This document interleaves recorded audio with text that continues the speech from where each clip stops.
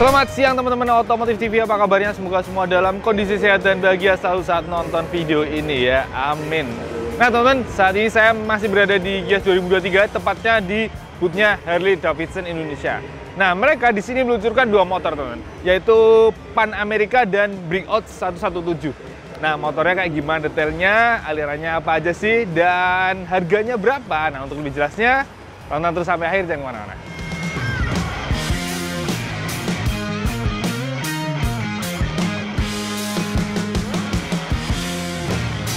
Oke, kita awali dari Harley Davidson Pan America 1250 Special, yang mana untuk yang warna two tone ini harganya adalah 818 jutaan ya, tapi off the road. Jadi kalau mau jadi on the road tambah sekitar 10% gitu.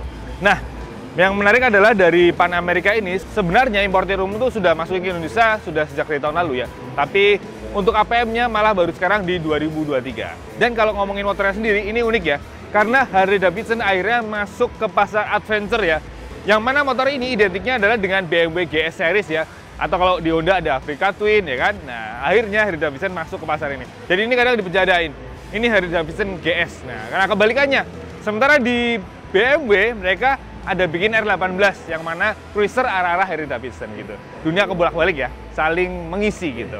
Oke, kita sekarang ngomongin motornya. Seperti saya tadi bilang ini alirannya adventure. Maka secara garis besar motornya tinggi, jangkung.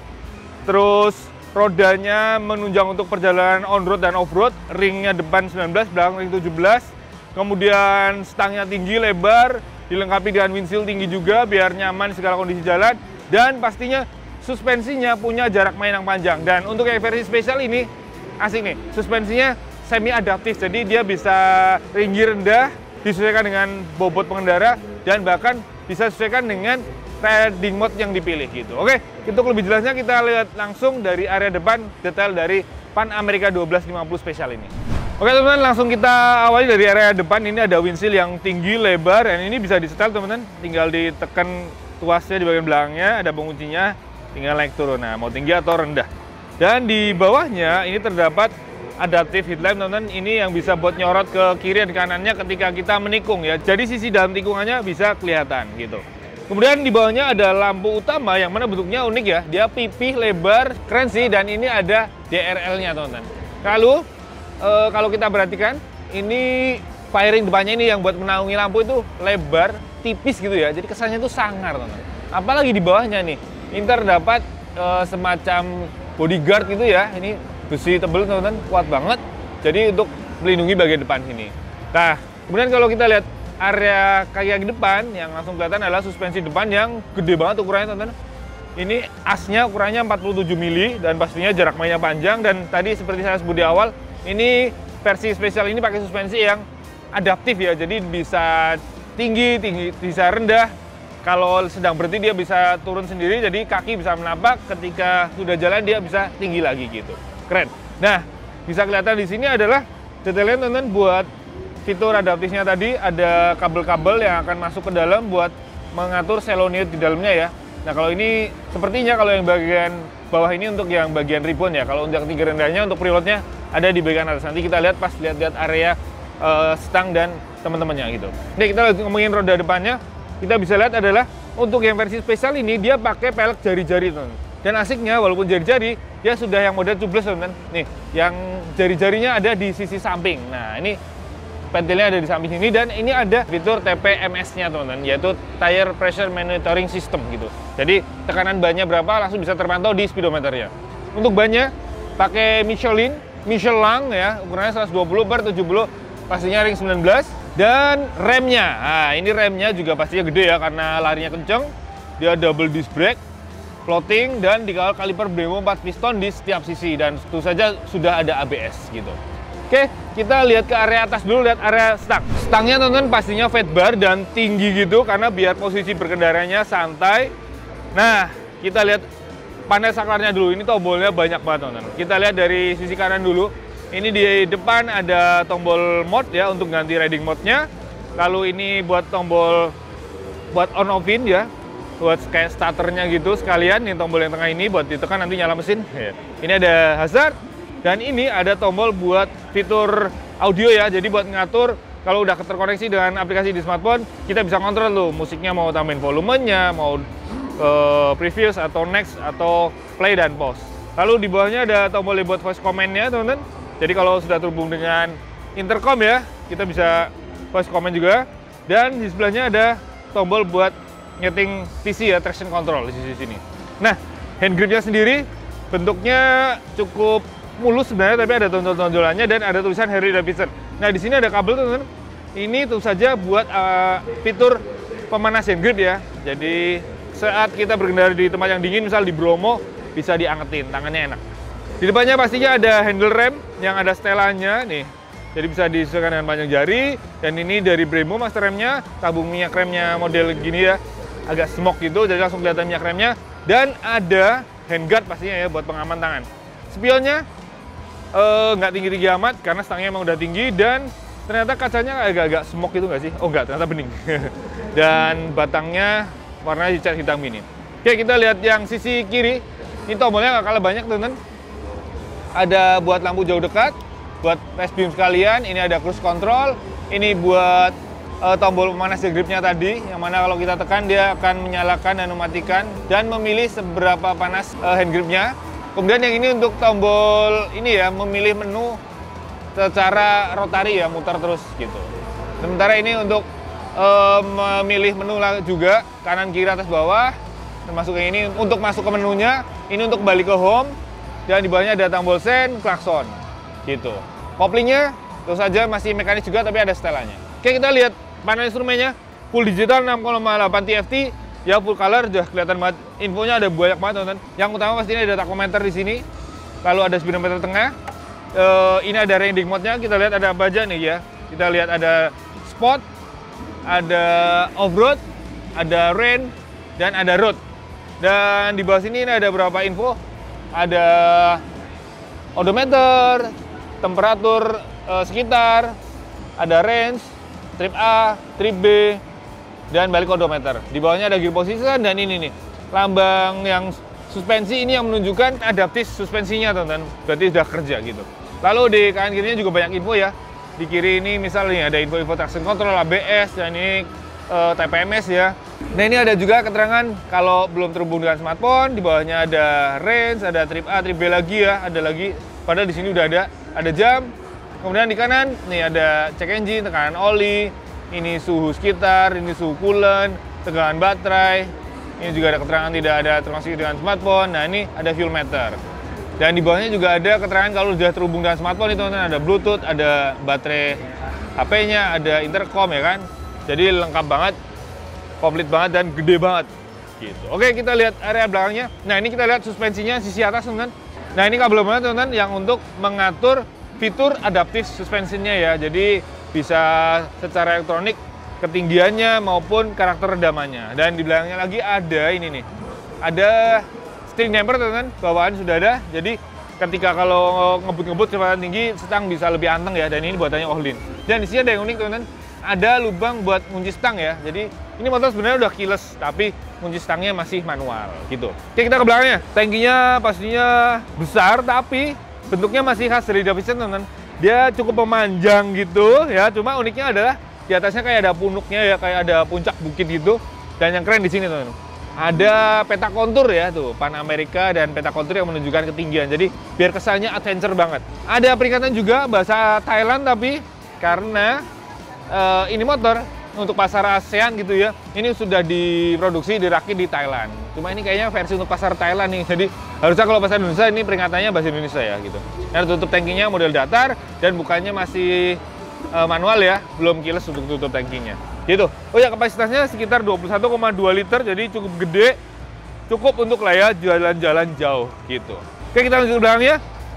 Ini joknya, teman-teman, joknya bertingkat jadi dua, dan ini busanya empuk banget, teman-teman ya. Dan ini dimensinya bagian belakang sih cukup lebar ya, cuma depannya itu ramping. Jadi kemudian bisa kalau kita lagi naik, kaki turun tuh nggak ngangkang-ngangkang banget ya, biar tidak kesulitan menampakkan kaki. Sementara yang belakang lumayan panjang, lumayan lebar, dan busanya juga empuk banget. Di belakangnya terdapat behel, teman-teman, yang cukup besar, dan ini juga bisa untuk dudukan top box ya di sini ya. Dan ini maksimal yang bisa ditampung adalah 2,5 kg saja di sini. Di sampingnya juga sudah ada dudukan buat pioneers ya. Jadi siap touring itulah, tinggal belikan aksesorinya aja. Oke teman-teman, sekarang kita ngomongin mesinnya ya. Jadi ini mesinnya generasi terbaru ya, yang namanya Revolution Max. Persis dengan yang digunakan oleh Sportster S ya, yang mana belum lama saya udah pernah nyobanya. Ini mesinnya baru banget, modern banget ya hitungannya untuk sebuah Harley Davidson. 1252 cc, DOHC teman-teman. Dan pakai pendingin cairan radiator. Wow, modern banget ya, udah kayak motor Eropa, motor Jepang. Dan ini konstruksinya V-twin, pastinya tetap khas dari Davidson, sudutnya 60 derajat, terus tenaga maksimalnya sekitar 150 HP dengan torsi 128 Nm, tersalur ke roda belakang lewat transmisi 6 percepatan. Dan ini mesin modern, mesin masa kini, gearboxnya menyatu dengan mesin teman-teman. Beda dengan mesin Harley Davidson lama ya, yang mana gearboxnya kan terpisah. Ini sehingga jadi lebih ringkas teman-teman. Walaupun kalau kita detailnya, kelihatan ruwet ya, lihat. Tuh, ada pipa-pipa buat pendingin. Oke, lihat, menonjol-nonjol gini. Kemudian sisi sini buat radiator juga padat banget nih. Extra fan-nya ada di sisi kiri sini. Radiatornya juga di depan gede banget. Apalagi ini ditambah ada engine guard yang gede banget ya, untuk mengamankan mesin dan bodinya. Lalu di sini bisa kita lihat coilnya ada di sebelah kiri sisi sini, gede dan kiri kanan. Kemudian di bagian bawah ada skid plate teman-teman, untuk mengamankan area mesin bagian depan serta beberapa komponen nih yang tersimpan di sini nih, banyak banget. Geser ke belakang sedikit, bisa kita lihat adalah secuil sasisnya teman-teman. Jadi sasisnya memang cukup ramping teman-teman, bukan pakai delta box atau double cradle gitu ya.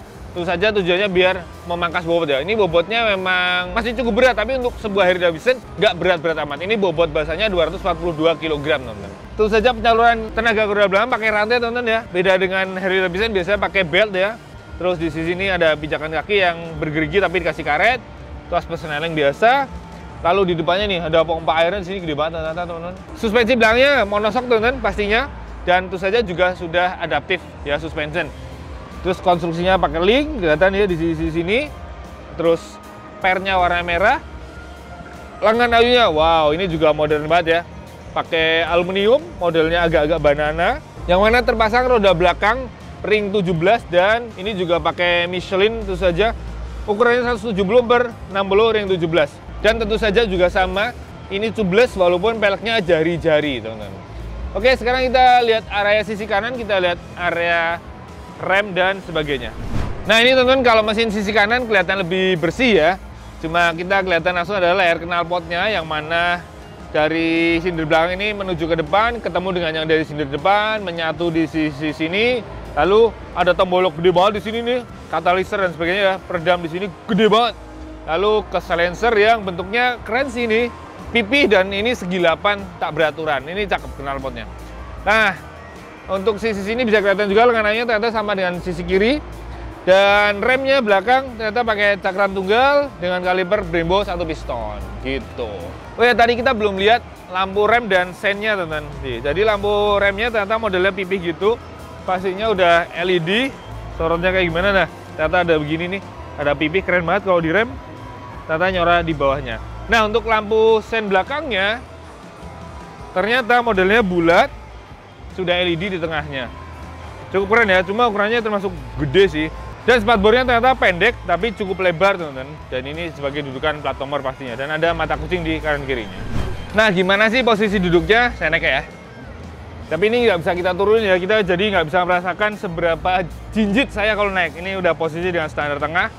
Jadi nyoba posisi berkendaranya aja. Pastinya ternyata khas banget motor buat touring jauh di segala macam kondisi jalan. Stangnya jauh ya, saat diraih tangannya lempeng ya, lurus, lebar. Terus posisi duduknya ternyata gini ya, cukup nyaman ya. Karena joknya ternyata empuk emang dan ramping. Bagian tangki waktu dijepit juga ramping. Terus posisi pijakan kakinya cukup lurus dengan jok ya. Jadi netral gitu posisinya. Nggak sporty atau nggak santai banget. Oke, ini kayaknya ya buat touring keliling Jawa. Cuma saya belum tahu nih akan seberapa panas area kaki ya. Karena kaki ini kan kita jepit mesin silinder bagian belakang ya. Nih pas banget tuh. Ini jangan-jangan panas ya. Apalagi ini leher knalpot juga deket banget. Akan seberapa nyos ya. Mungkin sih akan angkat-angkat gitu ya. Ini mungkin yang jadi akan salah satu nilai minus kalau dibanding dengan BMW GS ya. BMW GS kan mesinnya boxer tiduran itu, jadi di kaki tuh nyaman ya, nggak ada panas-panasnya. Kalau ini ya semoga nanti ada unit tesnya biar bisa nyobain gitu. Oke, sekarang kita lanjut lihat Harley Davidson Breakout 117. Kita ke sana.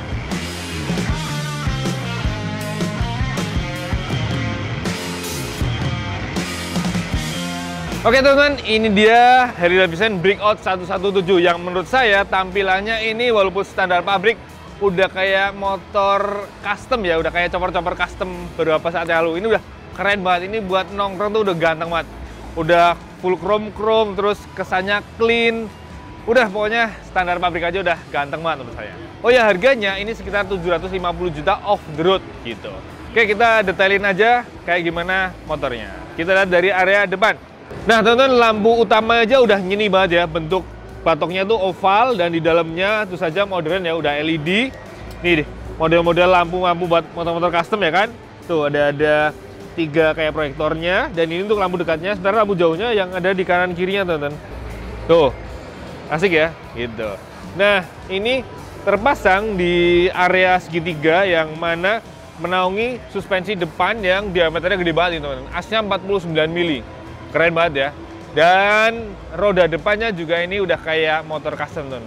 Karena dia pakai pelek cast wheel tapi model jari-jari 26 biji teman-teman palangnya. Dan ini terpasang ban ring 21 teman-teman, ukurannya 130/60 ring 21. Bannya itu saja dari Michelin tapi yang khusus buat Harley Davidson. Ini keren ya.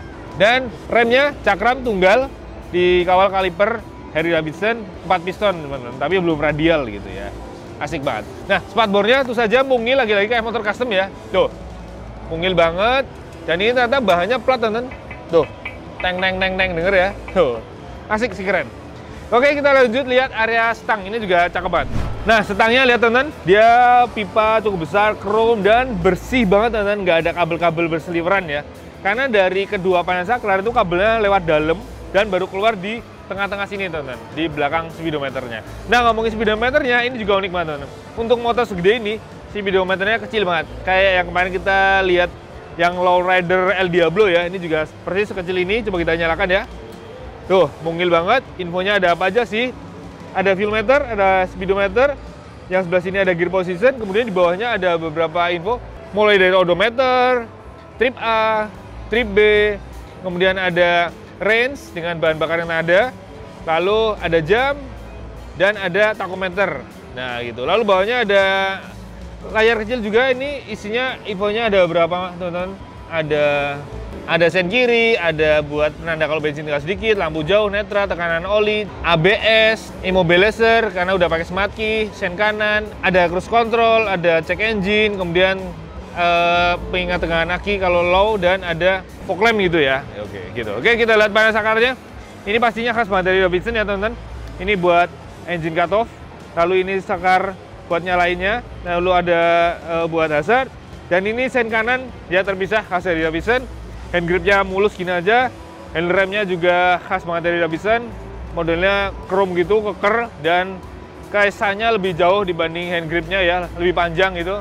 Master remnya mulus banget, cakep banget. Spionnya mungil aja, cuma emang udah cukup tinggi stangnya, jadi segini juga udah kelihatan.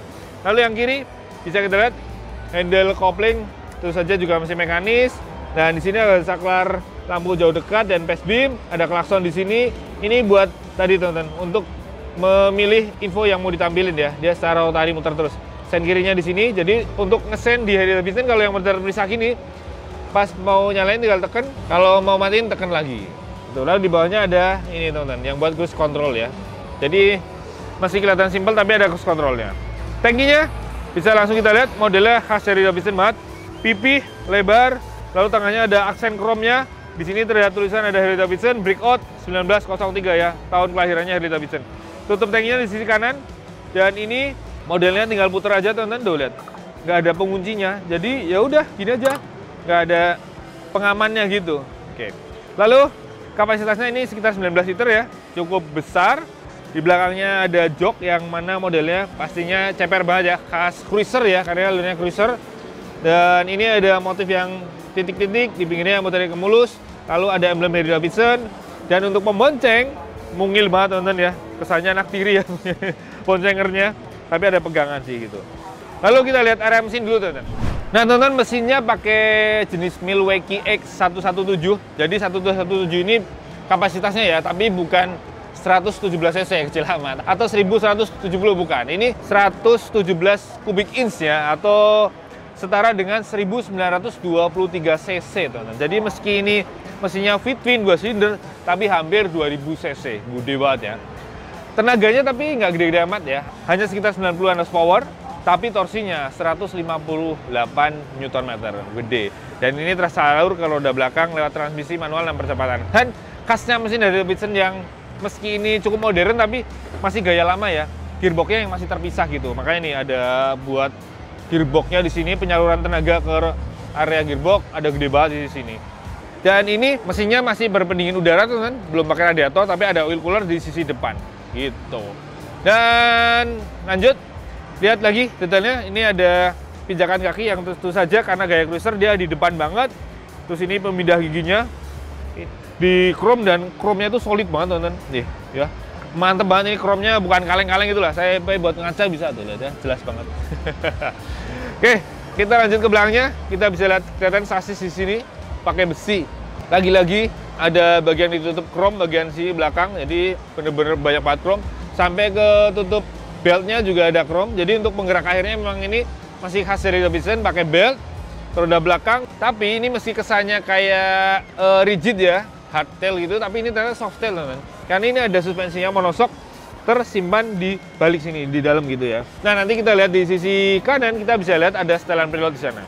Nah, kalau roda belakangnya sendiri, pastinya juga palang 26, keren banget, dan ini lebar banget, teman-teman. Banyak ini lebarnya 240 ya, per 40 ring 18. Ini benar-benar udah kayak motor custom ya kan. Nah, untuk belakangnya pastinya ada spatbor yang mana model butut bebek di sini ya, sedikit ya, agak naik dikit. Lalu di kanan kirinya ada lampu sen yang mana itu saja LED. Tuh, nyalanya begini.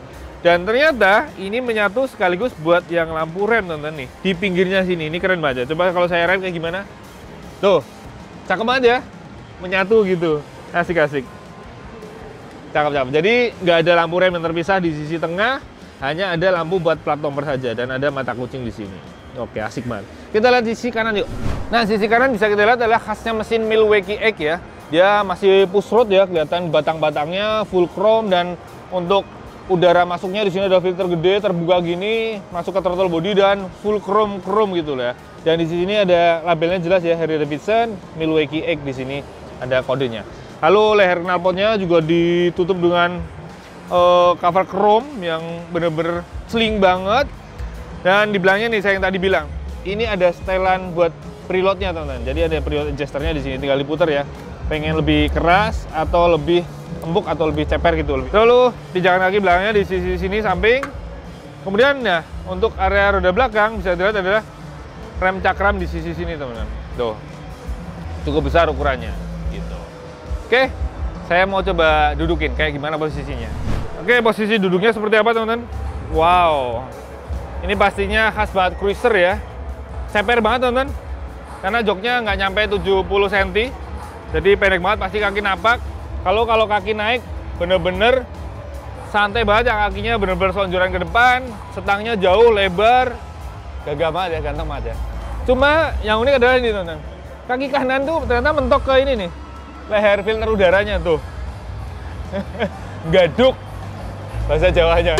Asik ya. Ini buat keliling kota sih asik ini, ganteng banget. Yaudah, gitu aja, teman-teman. Video kali ini kita lihat bareng dua Harley Davidson terbaru yang diluncurkan di Gias 2023. Ada Pan America 1250 spesial, yang mana itu adalah motor adventure gaya-gaya BMW GS, siap buat perjalanan jauh di jalan off-road, on-road. Pokoknya buat pergi dari rumah lah ya, jauh, seminggu, 2 minggu, sebulan ya. Kalau ini nih cocok banget buat mejeng ya, nongkrong di Sensi ya kan, San Mori, kumpul-kumpul ya sama teman-teman sesama bikers. Ini udah ganteng banget, standar aja udah asli keren banget. Harganya tadi sudah saya sebutin, ini 750 jutaan, sementara yang itu 800 sampai 900 juta ya, off the road tapi gitu. Oke, pilih yang mana? Coba teman-teman tulis di kolom komentar ya. Lebih suka yang cruiser atau yang adventure coba? Lebih banyak yang mana sih? Teman-teman suka yang mana gitu. Oke, itu aja video kali ini. Terima kasih buat yang sudah menonton dari awal sampai akhir. Jangan lupa like, subscribe, komen, share, nyalakan juga tombol loncengnya. Dan jangan lupa follow juga kami Otomotif_TV. Kalau IG saya @_otomotif gitu. Oke? Mampir juga ke www.otomotifnet.com untuk info-info terbaru tentang dunia otomotif. Oke, terima kasih. Sampai jumpa di video berikutnya. Jangan lupa pakai helm kalau naik motor ya.